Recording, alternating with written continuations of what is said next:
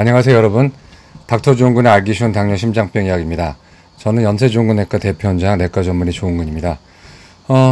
이제 일요일인데 매미가 굉장히 많이 울고 역시 절기는 이길 수 없듯이 아침하고 저녁은 굉장히 좀 차고 낮에만 살짝 더워서 이제 기세가 꺾였다는 걸 알 수가 있죠.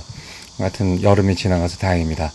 근데 이번에 제가 당뇨병 환자분들이 당이 나빠지는 원인 중에 여름에는 이제 과일이 제일 많다고 그랬는데 과일뿐만 아니라 이제 소프트 드링크들, 그다음에 과일 주스들, 그러니까 청량음료 때문에 굉장히 당이 나빠지는 경우가 많아요. 그래서 제가 당뇨 환자분들한테는 일반적으로 과일이 좋다고 돼 있지만 당뇨인에게는 좋지 않은 과일이 훨씬 많고 특히나 설탕은 금기다라고 이제 말씀을 드리는데 그 단맛에 대한 어떤 중독 내지는 단맛에 대한 쾌감이 있기 때문에 쉽게 고치지를 못하는 것 같아요. 그래서 설탕이 참 문제다라는 건 제가 늘 생각을 하고 있는데 그렇다고 설탕을 독이다, 담배보다 나쁘다라고 근거 없이 얘기할 수는 없잖아요. 근데 최근에 설탕이 굉장히 생각보다 더 나쁘다라는 논문이 좀 많이 나오고 있는데 오늘은 그 논문 중에 잘된 논문 하나 좀 소개시켜 드리고자 합니다. 오늘 타이틀은 설탕이 암을 유발할까? 라는 타이틀이고요. 그 다음에 부제로는 100% 과일 주스와 설탕 음료 그리고 암 발생과의 관계가 되겠습니다. 그래서 오늘은 이제 일반인들, 당뇨인뿐만 아니라 일반인들에 대해서도 설탕이 나쁘다라는 걸 좀 말씀드리려고 해요. 한번 볼까요? 설탕하고 질병과의 관계는 굉장히 많이 연구가 잘 돼 있죠. 특히 이제 그 설탕을 나쁘다고 하는 사람이 그냥 설탕만 나쁘다고 하면 좋은데 저번에 서평에서 말씀드렸다시피 가오벤가 설탕이 나쁜 건 알겠는데 설탕이 나쁜데도 불구하고 안 나쁘다고 얘기된 거는 그 지방이 나쁘다고 하는 사람들의 음모론이다 이런 식으로 좀 이렇게 다른 걸 때리는 게 좀 문제가 있어요. 근데 설탕 자체 그래서 이제 주장의 신빙성을 많이 떨어뜨려 놓는데 이제 그런 거를 우리가 제외한다면 사실은 설탕이 굉장히 지방 못지않게 건강에 나쁜 영향을 준다는 걸 우리가 알 수가 있어요. 그래서 우리가 얘기할 때 사자가 더 나쁘고 호랑이가 더 나쁘고 할 때 한쪽이 나쁘면 한쪽은 천사처럼 생각하는 경향인데 그게 아니라 설탕과 과도한 지방은 둘 다 이제 건강에 큰 해가 된다는 거죠. 그래서 설탕 보게 되면 일단 비만과의 관계는 지방을 많이 먹어도 비만이 되지만 설탕을 많이 먹어도 이제 비만이 되는 건데 여러 가지 이유가 있어요. 오버칼로리가 일단 설탕을 많이 먹게 되면 칼로리가 굉장히 높아지고 또 이제 요즘은 비만에 대한 기능학적 접근 중에서 설탕을 많이 먹게 되면 인슐린이 많이 나와서 지방세포가 살찐다라는 얘기가 있는데 이제 그래도 제일 중요한 거는 이제 칼로리죠. 근데 이쪽 설탕을 주장하는 사람들은 좀 과하게 칼로리 자체가 문제가 아니라 설탕으로 들어가는 칼로리 그것 때문에 나오는 인슐린 폭주 때문에 이제 문제다라고 얘기를 하는데 그건 일부분 맞지만 일부분은 좀 너무 과도하게 일반화한 경향이 있어요. 하여튼 비만이 증가하고 두 번째 아무래도 설탕 많이 먹으면 여러분도 느끼는 거지만 당뇨병하고 심장병이 많이 늘어나죠. 그래서 2010년에 데이터에 하면은 요거는 이제 본문에 나와요. 그래서 전 세계적으로 2010년 데이터 봤을 때 매년 심장병과 당뇨병으로 죽는 사람 중에 약 17만 8천 명은 설탕 과다 섭취에 의한 것이다라고 나오는 거죠. 그래서 꽤 많이 설탕 때문에 많이 이제 사람들이 건강이 망가지는 걸 알 수가 있어요. 근데 설탕과 비만, 설탕과 심혈관 질환, 심지어 설탕과 장에 대한 연구는 많이 이제 돼 있는데 그리고 이제 거의 결정적으로 얘기하지만 설탕하고 암의 관계는 어떠냐에 대해서는 의외로 좀 이렇게 맥다리 건넌 얘기라고 생각이 되고 설탕이 담배도 아니고 소금도 아니고 설탕 많이 먹는다고 비만은 될 수 있겠지만 암이 생길까라는 여러 가지 의구심이 있어요. 그래서 연구도 많지는 않다고 돼 있어요. 그래서 연구 자체가 비만이나 당뇨병 심혈관 질환만큼 많지 않고요. 그다음에 또 설상가상으로 그 연구마다 결과가 굉장히 다르게 나와요. 그래서 설탕이 암 발생을 감소시킨다라는 설탕이 좋다라는 보고는 없지만 어떤 보고를 보면 설탕이 확실히 암 발생과 연관이 돼 있다. 암을 좀 더 많이 먹을수록 암이 증가한다라는 데이터도 있지만 또 한편으로는 설탕을 먹는 것이 암의 발생과는 관련이 없다라는 또 데이터가 많아요.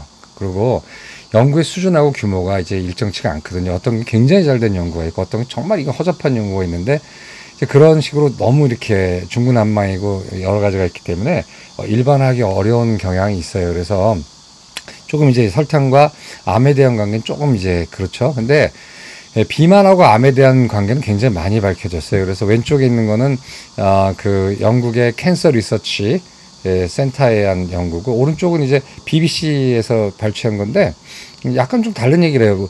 여기 BBC 거는 이제 비만은 어떠한 캔서에서는, 어떠한 그 암에서는 그 흡연보다 더 많은 암을 발생시킬 수 있다라고 돼 있고, 뭐 관점이 서로 다른 거겠죠. 그다음에 왼쪽을 보게 되면은 UK's biggest cause of cancer after smoking이라고 돼 있어요. 그러니까 비만이라는 것은 담배 다음으로 영국에서 암을 많이 일으키는 그런 위험인자다라고 얘기한 거죠. 그래서 연관은 이제 비만이 암을 일으킨다는 거는, 제가 대학에 있었을 때 우리나라도 한참 그런 연구를 했었는데 굉장히 신기하고 재밌는 얘기였는데 지금 거의 이제 정설이 됐어요. 왜냐하면 비만에서 비만 세포가 염증을 일으키고 염증이 일어나게 되면은 전반적인 염증으로 퍼지고, 자극적인 염증은 이제 암의 발생을 증가시킨다라고 되어 있거든요. 그래서 그렇다면은 설탕이 비만을 일으킨다면은, 그리고 암을 일으킨다면은 설탕이 비만이란 과정을 통해서 역시 암을 유발하는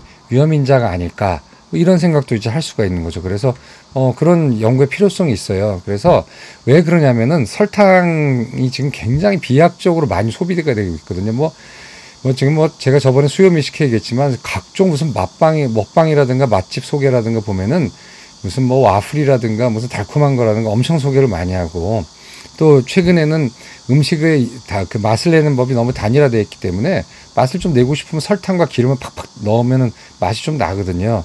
그러니까 설탕을 뭐 그냥 돼지고기에도 넣고 제육볶음에도 넣고 불고기에도 넣고 그냥 아무 데나 설탕을 넣는 경우가 꽤 많아요. 그래서 우리가 은연중에 알게 모르게 설탕을 많이 먹고 있단 말이에요. 그래서 서구 사회뿐만 아니라 아시아에서도 설탕 소비가 너무 늘어나고 있고, 설탕 소비는 비만과 심혈관계랑 당뇨병 그리고 총사망과 관련이 있어요. 설탕 소비가 늘어날수록 총사망도 늘어나요. 그리고 이 비만은 이제 3단 논법이죠. 설탕 소비와도 관련이 있다. 그렇다면 설탕 소비가 비만으로 이어지고 그 비만은 암으로 이어질 수 있지 않을까라는 이제 가설을 당연히 세울 수가 있죠. 그래서 설탕을 많이 소비하면 암이 많이 생길까? 뭐 이런 질문이 있을 수가 있어요. 이게 굉장히 중요한 게 공중보건의 문제거든요. 우리가 담배를 한사코 반대하고 금연을 시키려는 이유가 모든 암의 가장 강력한 조절 가능한 위험인자예요. 그러니까 조절 가능한이라는 거는 유전적인 거, 체질, 그다음에 나이처럼 인간이면 어쩔 수 없이 겪을 수밖에 없는 거, 그리고 이건 조절할 수 없는 것들이잖아요. 이건 우리가 공중보건학적으로 별로 중요치가 않아요. 중요하지 않아서 중요치가 않다는 게 아니라 무슨 노력을 해가지고 고칠 수가 있는 게 아니에요. 그러나 담배 같은 거라든가 운동 부족이라든가 음식에 대한 거는 그 관계가 확실히 밝혀지게 되면은 개를 줄임으로써 또는 개를 많이 먹음으로써, 뭐 하여튼 좋은 거면 그런 거죠. 그렇게 함으로써 어떤 질병을 막을 수가 있고, 그게 많은 사람을 구해낼 수 있고 사회경제적으로도 비용을 절감할 수 있는 거거든요. 그랬을 때 설탕이라는 게 굉장히 지금 많이 증가하고 있는데, 이것이 암에 영향을 준다면 우리가 설탕을 소비를 줄임으로써 많은 암을 막을 수 있다면 그건 굉장히 좋은 거거든요. 그래서 이건 무슨 뜻이냐면 설탕도 담배와 같을 거란 뜻이에요. 담배가 한 4, 50년 전에는 아무나 담배 폈어요. 그리고 뭐 암의 유발인자라는 건 꿈에도 모르고 있었고, 뭐 비행기 안에서도 피고 술집 안에서도 피고 남녀가 다 같이 있는 연회장에서도 피고 해서 아무런 죄악감을 못 느꼈지만, 담배가 암의 가장 강력한 위험인자이고 옆에 있는 사람도 같이 걸린다라는 게 알려지면서 이제 금연을 강력하게 모든 정부가 드라이브를 한 거거든요. 그렇다면 설탕이 과연 어떻게 되겠냐는 거예요. 만약 설탕이 담배와 더불어서 암의 유발인자라면은 우리는 또 하나의 조절 가능한 어떤 위험인자를 갖는 거고, 그 뜻은 뭐냐면 이것만 조절을 좀 더 잘하면은 더 많은 암의 발생을 막을 수 있다는 뜻이죠. 굉장히 중요한 질문입니다. 그래서 설탕을 많이 소비하면 암이 많이 생길까라는 거는 굉장히 흥미로운 주제예요. 그런데 바로 한 달 전에 가장 크고 가장 오래된 그 기존의 설탕에 대한 연구 중에서, 그리고 가장 수준 높은 연구가 나왔어요. 그래서 영국의 논문에 나왔는데 프랑스 연구예요. 그래서 이게 이제 영국 잡지에 실렸어요. 그래서 보면은 이제 가디언 이제 그 영국의 진보인데, 그 여러분 가디언 어디서 많이 볼 수 있냐면은 본 수프리머신가 본 거기 보면 이제 살해당하는 기자, 그리고 미국의 이런 요인 암살 작전에 대해서 비밀을 파헤치려고 하는 탐사 기사를 쓰려는 이제 그 잡지가 가디언이거든요. 가디언은 이제 그런 잡지. 저도 가디언 서포터거든요. 한 1년에 $60 내나. 근데 지금 좀 더 내려고 그래요. 이게 왜냐면 남의 나라 잡지지만 이러한 그 신문이 살아 있어야지. 이것도 이제 인디펜던트한 거거든. 자본에 대해서 인디펜던트를 하기 위해서 이제 전 세계에서 독자들에게 조금씩 도네이션해서 독립 언론을 지켜달라고 하는 되게 유명한 잡지예요. 그래서 제가 좀 믿고 보는 잡지인데, 물론 여기서도 뭐 설탕 음모론이나 이런 과학적으로 말도 안 되는 걸 기자가 쓰고 있는데 뭐 그거 비전문가니까 할 수 없는 건데, 여기서도 이제 이걸 받았어요. 그래서 과일 주스마저 암을 일으킬 수 있다 해서 Sugar in fruit juice may raise risk of the cancer study finds 해가지고 이제 여기도 이렇게 대서특필했어요. 그래서 이게 굉장히 중요한 연구이긴 하고 여러 과학 비평가라든가 과학 기자들이 보기에도 꽤 괜찮은 연구였기 때문에 영국의 5개나 6개의 매체에 실렸어요. 하여튼 여기서 이제 BBC 뉴스하고 가디언에서 이제 2가지를 이제 대서특필한 거예요. 그럼 도대체 그 논문이 무엇일까? 이겁니다. 그래서 브리티시 메디컬 저널에 나왔어요. 그래서 브리티시 메디컬 저널에 어디 나왔냐면 여긴 나온 게 안 나오네. 7월호에 나왔습니다. 그래서 보게 되면은 Sugary drink consumption and risk of cancer 해서 어디 연구냐면 뉴트린의 쌍떼 프로스펙티브 코트인데 이제 이게 그 프랑스 소르본느 대학에서 수행한 연구 같아요. 소르본느 연구팀들이. 그래서 이게 뭘 봤냐면은요. 이 사람들이 이제 코트가 있어요. 코트라는 거는 큰 인구 집단인데 이제 그걸 이제 계속 관찰하는 거예요. 일종의 이렇게 자유롭게 살게 놔두고 참여한 사람들한테 대해서 계속 뭐 병 생겼는지 1년에 한 번씩 물어보고 또 어떤 무슨 변화가 있는지 이렇게 끝까지 추적 연구하는 것도 굉장히 큰 연구고, 하여튼 엄청납니다. 이런 코트. 우리나라는 3개 정도 있어요. 이런 코트가. 근데 보게 되면은 10만 명 정도의 사람들을 18세 이상 된 사람들을 최장기간 10년 동안, 그러니까 메디안이라고 해서 이제 중간값 한 5년 정도, 평균은 아니고 메디안값 5년 정도로 이제 쭉 봤어요. 그래서 연구기간 2009년에서 2017년 동안 봤는데, 이 사람들 쭉 연구에 참여시키면서 봤을 때 이 사람들이 이제 암도 많이 발생했을 거 아니에요. 그랬을 때 암이 발생했을 때 설탕 음료를 많이 먹을수록 암 발생이 증가했나, 이런 걸 좀 본 연구예요. 굉장히 중요한 연구고 굉장히 정교하고, 하여튼 국가의 규모와 국가의 수준, 과학기술과 그다음에 그 데이터, 신용사회, 신뢰사회, 그다음에 뭐 하여튼 그 네트워크의 수준, 뭐 이런 걸 다 볼 수 있는 연구들이 이런 거 나타나요. 그래서 선진국에서만 가능한 연구입니다. 보면은 프랑스 일정 지역에 사는 중년 남녀, 한 스터디 들어갈 땐 42세였고 끝났을 때가 한 52세 정도 되는 이제 평균 그 정도 10만 명을 메디안값 5년 정도, 그 다음에 최장 10년에 걸쳐서 추적 관찰했어요. 그리고 1년에 2번 정도 온라인으로 복잡한 식사 설문지를 작성해가지고, 이게 왜 단점이 뭐냐면 다른 연구에 맨 처음에 그 연구 시작할 때만 딱 설문조사한 다음에 안 하고 그냥 내버려 두거든요. 이제 그런 거는 이제 단점이 있을 수가 있어서 이 연구에서는 1년에 2번씩 온라인으로 굉장히 큰 문항을 줘가지고 문항을 작성하게 해서 연구 기간 동안에 어떤 식사 패턴의 변화라든가 이런 것도 다 같이 봤고요.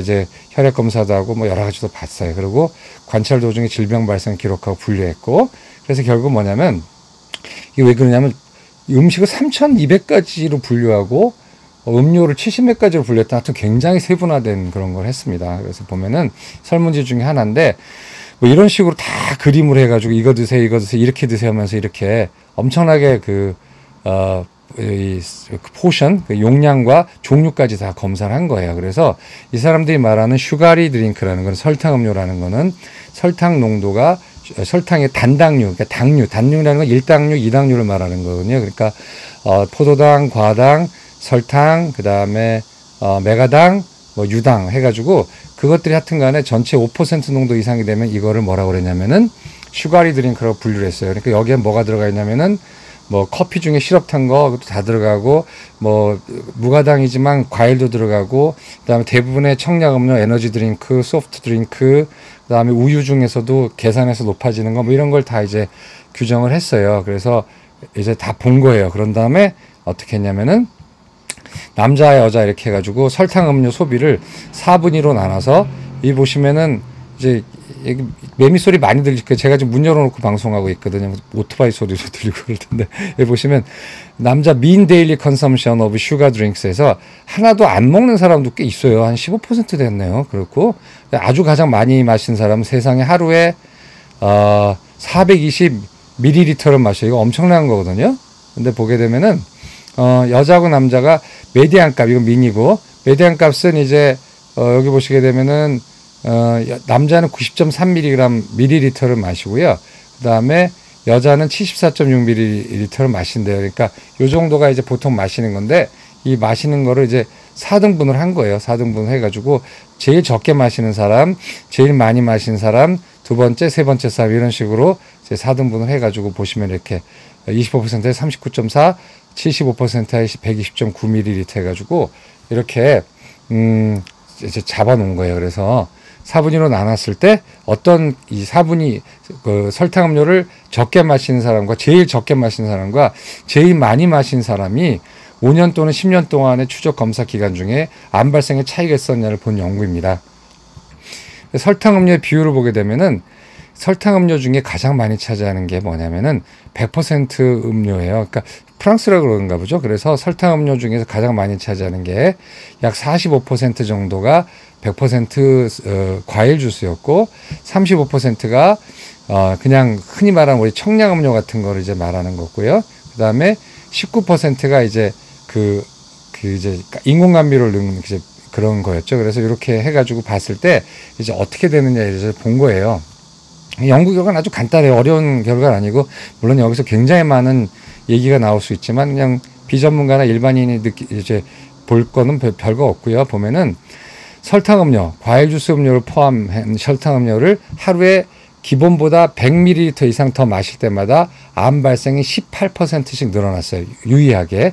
이게 이제 뭐냐면 어소시에이션이라는 거거든요. 이게 관련이 있다는 거지 직접 설탕이 암을 일으켰다는 뜻은 아니에요. 근데 제가 저번에도 말씀드렸다시피 이런 음식에 대한 연구는요, 그렇게 인과관계를 볼 수가 없어요. 왜냐하면 뭐 어떤 사람한테 5년 10년 동안 꾸준히 넌 설탕 더 먹어라, 넌 덜 먹어라 할 수도 없거니와 윤리적으로도 현실적으로도 가능하지 않은 거거든요. 그래서 이런 연관 분석에서 연관 연구가 좀 강하게 나오면은 그것이 맞다고 보는 게 보통 영양학적 연구입니다. 그래서 영양학적 연구를 소프트 사이언스라고도 얘기해요. 하드 사이언스에 비해서. 그러니까 뭐냐면 좀 약간 물러터진, 약간 좀 부정확한 연구라는 뜻도 있거니와 또 이렇게 현실적으로 좀 가감을 해야 된다는 뜻도 있어요. 그러니까 약간의 안 좋은 뜻도 있고 좋은 뜻도 있는 거예요. 그 다음에 이 중에서 유방암만 한정해서 본다면은 유방암은 더 많이 설탕 음료가 저기 기여를 했죠. 그래서 설탕 음료를 하루에 100ml 더 마실 때마다 유방암은 22% 증가했어요. 이 뜻이 현실적인 의미가 무엇인가 제가 좀 이따 말씀드릴게요. 근데 이제 100% 과일 음료는 괜찮을까 해서 딱 띄워놓고 봤거든요. 근데 100% 과일 음료를 마실 때도 마찬가지로 100ml를 더 마실 때마다 암 발생률이 12%씩 증가했어요. 그러니까 일반적인 공중의 인식, 그러니까 대중의 인식은 어떤 아주 신선한 과일을 쫙 짜서 먹으면은 굉장히 건강에도 좋고 이럴 거로 생각하지만, 전문가들은 옛날부터 과일 주스는 편견을 제거하고 보더라도 모조리 모든 질병의 위험도를 좀 높여서 심혈관, 당뇨병, 뭐 대부분 방어적인 인자는 안 됐고 비만이라든가 아니면 당뇨병이라든가 이런 쪽에 안 좋은 영향을 주는 걸로 나왔는데, 마찬가지로 암에 있어서도 100% 과일 주스를 먹는다 하더라도 100ml를 더 마실 때마다 암 발생이 12% 증가했어요. 또 여기서 특징적인 거는 인공감미료는 암 발생하고 관련이 없었어요. 그래서 괜찮다, 인공감미료 먹어도 되냐 하면 그건 아니고요. 통계적으로 인공감미료가 암 발생과 관계를 규명할 만큼의 케이스가 되질 않았어요. 그래서 여기서 유보적으로 연구 결과 자체는 인공감미료가 암 발생과는 상관이 없었다고 나오지만, 이것은 통계의 파워가 클 때는 좀 다르게 나올 수도 있다는 거예요. 그러니까 좀 더 많은 더보다 큰 연구, 그다음에 인공감미료만 딱 집어가지고 하는 연구에 있어서는 그 결과가 다를 수가 있기 때문에 좀 유보적으로 보셔야 될 것 같아요.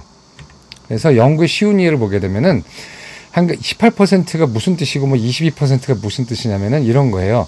이 연구를 봤을 때는 1000명당 약 22명의 암이 발생했어요. 이 전체 연구 기간 동안에.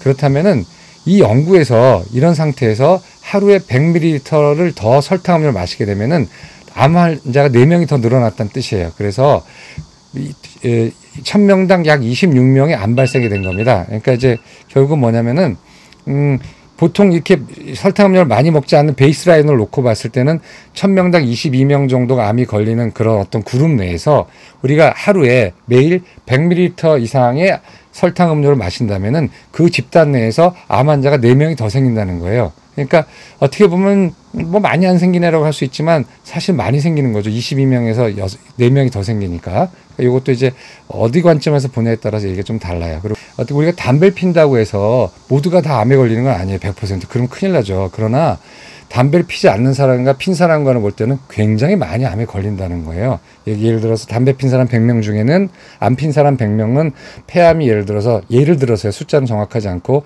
한 5명이 걸린다 하면은 담배를 피는 사람은 100명당 폐암이 한 30명 걸린다 쳐요. 그러면 나머지 담배 피는 한 70명은 무사하죠. 무사하지만 안 피는 사람에 비해서는 무려 600%나 그 암의 위험률이 높은 거란 말이에요. 이것도 그렇게 이제 해석을 하셔야 되는 거예요. 그러니까 무슨 설탕 음료를 먹었다고 해서 다 같이 암에 걸리면 뭐 그런 일이 어디 있겠습니까? 이렇게 100%는. 그래서 어떤 보건 통계를 이해하는 데 있어서는 좀 숙달된 그런 좀 지식이 좀 필요해요. 하여튼 이런 뜻입니다. 12% 18% 늘었다는 거는.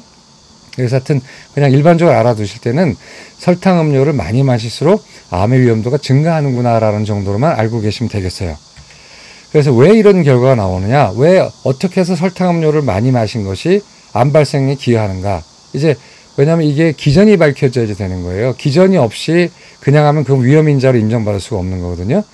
위험인자로 인정받으려면은 이런 관계가 설정이 되어 있고, 두 번째 도즈 디펜던트라고 그때 말씀드렸죠. 용량 비례적으로 용량을 뭘 많이 소비하니까 뭐가 더 많이 생긴다라는 관계가 있어야 되고요. 이 어떤 용량 비례 관계라고 그래요. 도즈 리스폰스라고 그러고요. 세 번째로는 메커니즘. 그런 왜 그러냐에 대한 과학적으로 납득할 만한 기전이 있어야 됩니다. 근데 대부분 이제 두 가지는 되게 갖춰지는 게 많은데 기전이 엉뚱한 게 되게 많아서 인정을 못 받는 경우가 많아요. 그래서 왜 이런 결과가 나오느냐? 설탕 음료는 비만을 일으키죠. 비만은 암을 일으키니까 뭐 당연히 설탕 음료를 먹고 비만이 돼서 암이 일어나지 않을까 가장 편한 생각이고, 이 사람도 그거를 생각하고 있지만 실제로는 그것도 아니라는 거예요. 물론 그런 경우도 있지만 이 연구에서 뭘 봤냐면 체중 증가하고 그 다음에 체질량 지수를 다 봤어요. 근데 그거를 보정하고라도 암 발생이 더 증가하는 거예요. 설탕 자체가. 그렇다면 설탕이 비만을 일으켜서 암이 되는 거 말고 설탕 자체에 고유 경로가 있지 않을까라는 게 두 번째 수순이에요. 그러면 이제 그런 거죠. 그래서 여기서 이 연구가 재밌는 거는 설탕이 비만을 일으켜서 암을 일으킨다면 너무나 생각된 결과지만 그거 말고, 그것도 물론 있지만 다른 설탕 자체의 독자적인 거가 무엇인가 암을 일으킨다는 뜻이에요. 그래서 설탕 자체가 암을 일으키는 것 아닐까 이제 생각하는 거예요. 그러면 왜 설탕이 암을 일으킬까? 그랬더니 그런 연구가 많은 거예요. 그래서 설탕은 혈당을 올리죠. 혈당이 상승되면은 밥 먹고 나서 혈당이 확 상승이 되면은 이제 요즘 데이터 많이 나오잖아요. 식후 혈당이 높게 되면은 심장병 발생도 늘고 심지어 암 발생도 증가한다는 논문들이 좀 이제 슬슬 나오거든요. 그래서 염증 반응이 생기고, 그다음에 Advanced Glycation End Product, 이건 이제 당이 너무 많게 되면 생기는 물질입니다. 이거는 이제 염증과 산화 물질이거든요. 막 그런 것들이 나오고 점신염증 반응이 일어나면서 암이 발생할 수 있다라는 것이 이제 기전적인 설명이에요. 그 다음에 여러 가지 이제 다른 주변 설명이 많은데, 당 지수, 글라이세믹 인덱스, 그 다음에 글라이세믹 로드, 이건 이제 당이 얼마나 빨리 올라가느냐를 보는 거고, 이건 전체 당의 부하, 음식 안에 얼마나 당을 높일 수 있는 그런 성분이 많이 들어있냐가 이제 당 부하 지수라고 그러는데, 이런 것들이 높은 음식이 당뇨병과 관련된 암과 관련이 있다는 보고가 있어요. 그러니까 이 말은 뭐냐면 당뇨 환자가 잘생긴 암이 한 9가지라고 누누이 말씀드렸잖아요. 그런데 당뇨가 아님에도 불구하고 당 지수가 높은 음식을 먹거나 당 부하가 많은 음식을 먹게 되면은 당뇨가 아니더라도 당뇨병 환자가 잘 걸리는 암에 생길 수 있다는 논문이 있어요. 그 다음에 특히 당 지수, 당 부하가 높은 음식을 먹게 되면은 여자의 경우에 있어서 유방암이 더 많이 생긴다라는 보고가 있는데, 이거 굉장히 큰 연구인데 에픽이라는 연구가 있거든요. 에픽3에 그중에 여러 나라 연구 중에 프랑스에서 된 연구가 그래요. 그래서 이걸 에픽3F라고 하는 연구가 있어요. 근데 그런 연구를 보게 되면은 당부하나 그러니까 하여튼 혈당이 급속도로 올라가게 되면은 이런 특정 종류의 암이 더 잘 생기는 것과 연관이 돼 있다라는 보고가 많아요. 그래서 이게 지금 이 논문에 되게 특이하고 이제 이 자체는 결론이 아니에요. 왜냐하면 이런 큰 연구가 나왔기 때문에 이 연구를 바탕으로 과학자들이 다시 연구를 할 겁니다. 그래서 진짜 맞는지 이걸 reproducibility라고 해요. 이 연구가 다른 연구에 의해서 재현되는지가 굉장히 중요해요.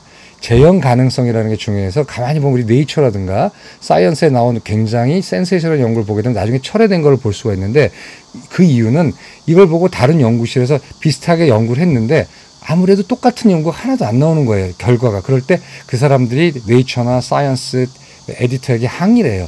안 나왔다.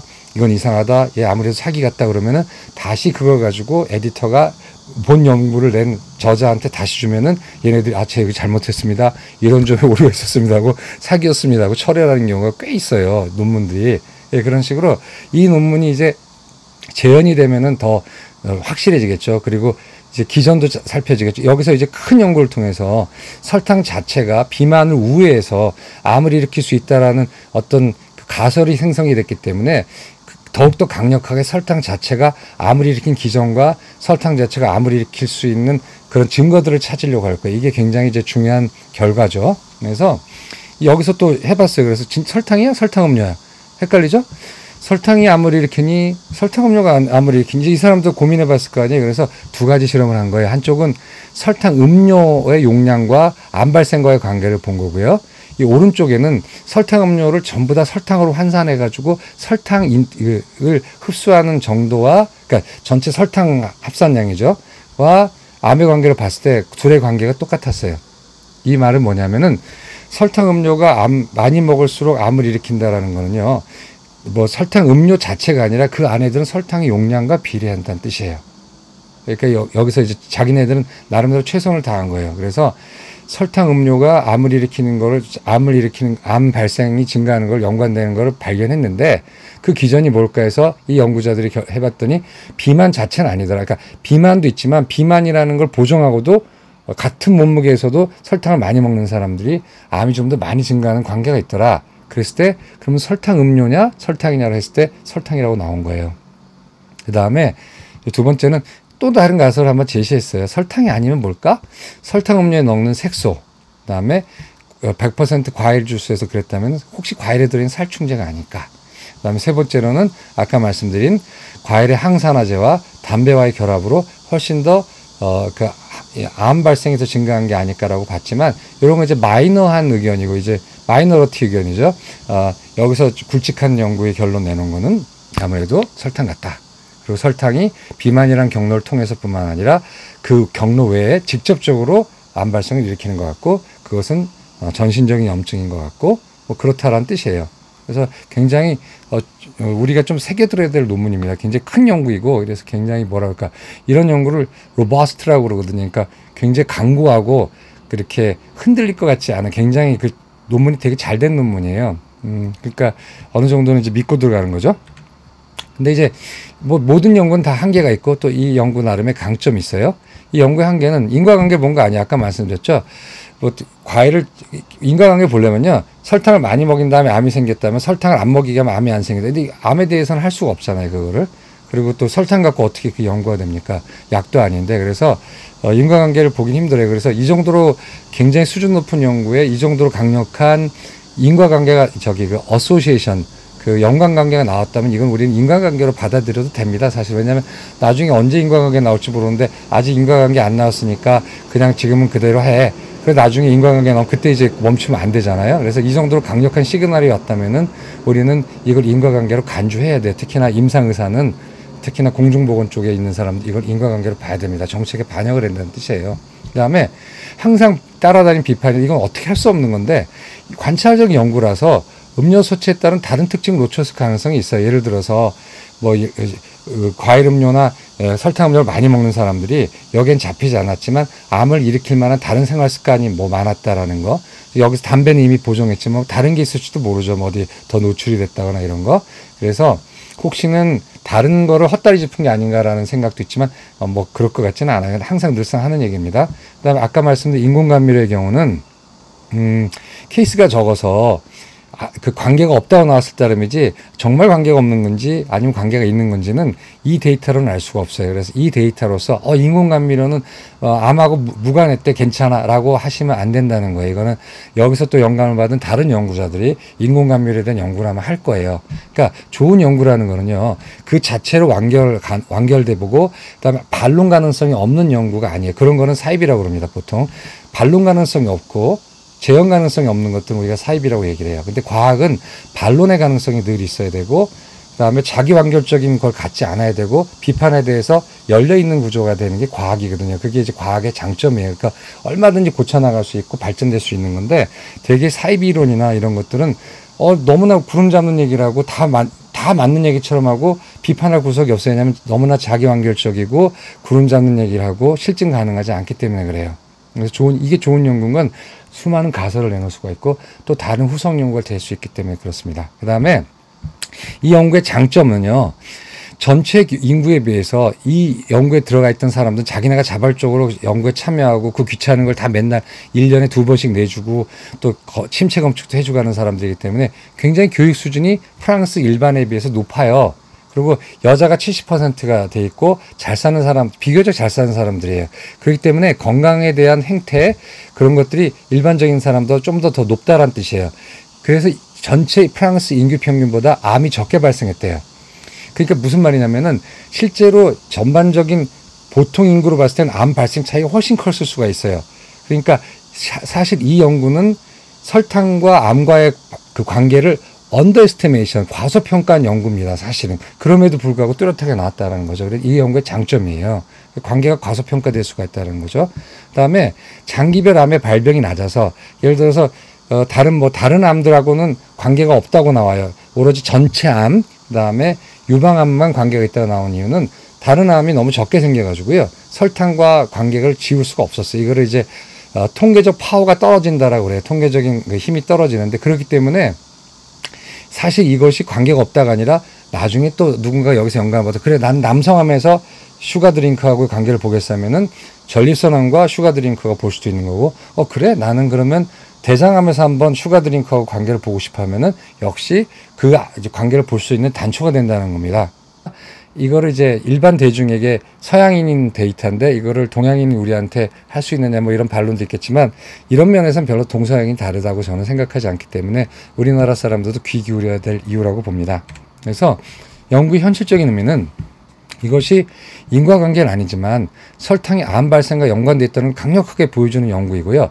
이럴 때는 당연히 우리가 어떻게 생각해야 되냐면 설탕이 암 발생을 막을 수 있는 조절 가능한 또 하나의 위험인자가 있다는 걸 생각을 해야 되는 고마운 겁니다. 왜냐하면 우리가 암 발생에는요 우리가 고칠 수 없는 게 있고 우리가 조절할 수 있는 게 있어요. 심장병도 마찬가지예요. 고칠 수 없는 건 유전력, 가족력, 그 다음에 나이, 그 다음에 워낙 타고나는 어떤 체질 같은 건 고칠 수가 없는데 이게 굉장히 많이 차지하는데 실제로 암과 심장병에 가장 강력하고 가장 중요한 인자는 나이예요. 근데 나이는 우리가 어떻게 할 수가 없잖아요. 그렇기 때문에 조절 가능한 위험인자 중에 담배하고 이제 고지혈증이 심장병이 가장 위험한 인자라고 얘기하는 겁니다. 마찬가지로 담배를 왜 중요하게 생각하고 금연 조치를 계속하냐면은 암 발생 중에서 조절할 수 있는 인자 중에 가장 강력하고 가장 많은 영향을 주는 게 담배예요.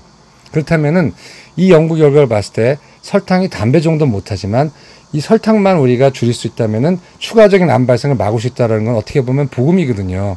왜냐하면 여태까지 설탕은 암 발생과 관계없는 줄 알고 마음껏 먹었던 사람도 있고 이게 뭔지 모르고 먹었지만 이것이 암과 발생이 있다는 걸 알게 되면은 줄일 사람이 많거든요. 그래서 이거는 이제 공중보건이나 의사들은요 설탕이 암 발생을 막을 수 있는 조절 가능한 위험인자라고 생각을 해야 됩니다. 그래서 암의 위험인자 중에 스모킹, 담배 이런 게 중에서 하나 설탕을 꼭 생각해야 되지 않을까 저는 생각하고 있어요. 이건 개인적인 생각이기도 하고 이 논문을 평가한 여러 전문가들의 생각이기도 합니다. 그래서 개인적으로는 담배는 아주 끊어야겠지만 설탕은 아주 끊을 수는 없겠죠. 왜냐면 우리가 단맛에 대한 니드가 있고 그 다음에 먹을 때가 있잖아요. 가끔 이제 단 게 먹고 싶고 자기에 대한 선물로 단 거 먹고 싶을 때가 있어요. 그래서 아주 끊을 수는 없지만 지금처럼 역사상 가장 큰 규모로 어디도 여기 가도 설탕 저기 가도 설탕 이렇게는 안 된다는 거죠. 그래서 설탕 소비를 좀 줄이는 것이 건강을 위해서 좋지 않을까 하고 이제 개인적으로는 생각을 하고요. 그리고 개인적으로 권하고요. 정책적으로는 설탕 소비를 억제해야 됩니다. 그리고 정부가 그 보건 정책으로서. 그 다음에 대체적 식단을 개발해야 돼요. 지금 아까도 초입에 말씀드렸지만 맛을 내는 것 중에 가장 쉬운 게 설탕 넣는 거하고 기름 넣는 거거든요. 그렇기 때문에 많은 음식점에서 제육볶음, 불고기, 모두 다 양념이나 이런 거 점이 있는데 그 소스를 만드는데 설탕을 엄청 넣잖아요. 뭐 요리 시간에 나와서 보면 야, 저거 알고 못 먹겠다는 음식들 많잖아요. 뭐 흑설탕을 뭐 4스푼을 퍼붓고 뭘 해가지고 뭐 한 다음에 소스를 만들어서 그걸 붓잖아요. 우리 일반인이 음식을 먹을 때 전혀 상상할 수 없는 음식 안에도 설탕이 들어가 있는 게 굉장히 많거든요. 그렇기 때문에 정책적으로 설탕 소비를 억제하고 정부가 영양학회나 아니면 뭐 좀 식품업계랑 협력해가지고 설탕 말고 대체적 식단을 개발해야 된다는 게 굉장히 중요해요. 그래서 첫째는 그냥 인공감미로서 달게 만든다. 이건 좀 아닌 것 같아요. 왜냐하면 단맛에 대한 그게 강렬함이 더 유지가 되는 거기 때문에 어떤 단맛 자체에 대한 그 역치를 좀 낮추는 게 중요할 것 같아요. 너무 저 같은 경우는 단맛을 싫어하기 때문에 단 거 먹으면 어지럽거든요. 막 너무 달으면 짜증나고 싫어지는데 저는 이제 단맛 싫어하는 사람이죠. 다행히. 근데 단맛을 좋아하는 사람들은 설탕 대신에 인공감미를 넣어가지고 단맛을 내주면 이 단맛을 이제 잊지 못한단 말이에요. 저는 정책적으로 단맛에 대한 역치를 어렸을 때부터 낮춰주는 게 중요하지 않을까.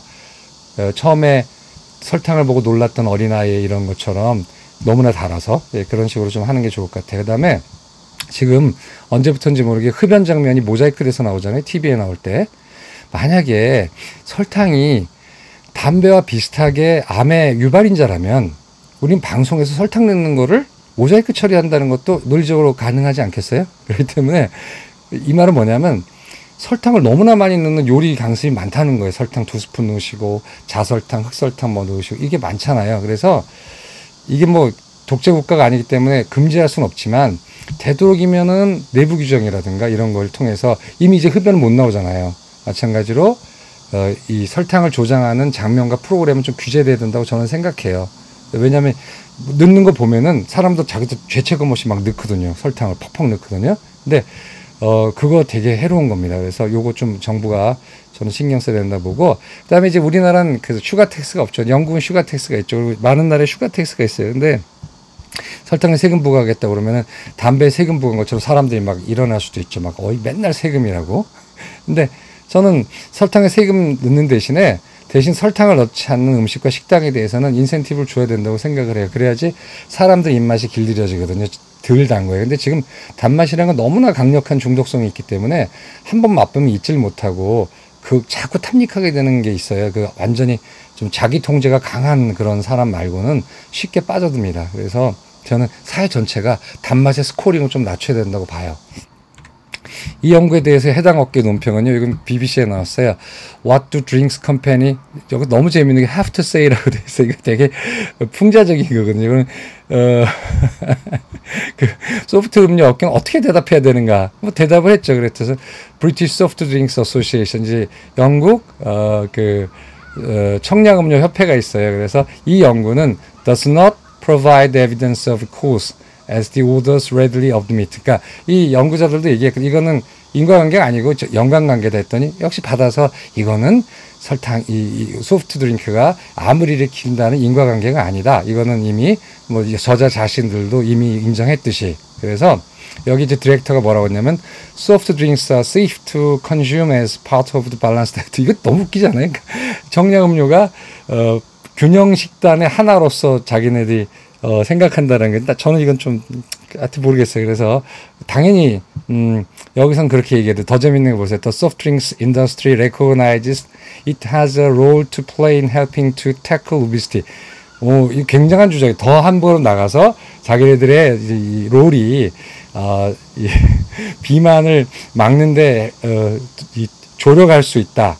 그리고 which is why 왜냐하면 we have led the way in calorie and sugar reduction. 그러니까 우리가 칼로리하고 설탕을 리덕션하는 쪽으로 가기 때문에 그렇다는 건데 뭐 일부는 진정성도 있겠지만 좀 하여튼 그래요. 당연히 근데 이제 설탕 이제 소프트 드링크께서 이렇게 얘기를 해요. 저는 이게 BBC가 이 영국 사람들 이게 좀 이런 유머를 에스디카다 사카이디스틱하다 그러는데 굉장히 촌철살이 나는 유머들이거든요. 이렇게 이게 아마 맥락을 아시는 분 되게 웃을 거예요. 이거 한번 찾아보세요. BBC에 여기 제가 발췌한 거고.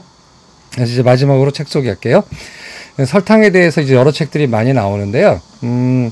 제가 제일 괜찮다고 생각하는 책은 설탕의 세계사란 책이에요. 요거 일본 사람 책입니다. 가와기타 미노루라는 사람의 책인데 이거 책 괜찮아요. 제가 저번에 가오보의 그 설탕을 고발한다에 대해서 소개하면서 뭐 기억나지 않는데 뭐 이런 책이 있었을까라는 책, 이 책이에요. 설탕의 세계사. 근데 일본 사람들이 굉장히 오타쿠 같은 면이 있어서 하나 갖고 깊이 파는 면이 있어요. 물론 그 사람들이 놓치고 있는 건 항상 그 일본인들 그 주장이나 이런 거 보면 다 그런 건 아니지만 전체상은 좀 놓치고요. 하나에 대해서 굉장히 집중해요. 그래서 아마 디테일이 강하고 기능적인 시각이 강한 것 같아요. 그 어떤 사안을 바라보는 데 있어서. 근데 우리 한국인은 좀 중국인보다도 대륙적인 게 많아요. 음악도 그렇고 음악은 중국 음악은 우리나라 그 전통 음악에 비해서는 굉장히 가볍고 좀 귀엽다는 느낌이 들고 우리 이 음악이 정말 우리나라 전통 궁중 음악이라든가 아니면 정악이 정말 장중하고 어떻게 이렇게 5천만밖에 안 되는 반도 국가에서 이렇게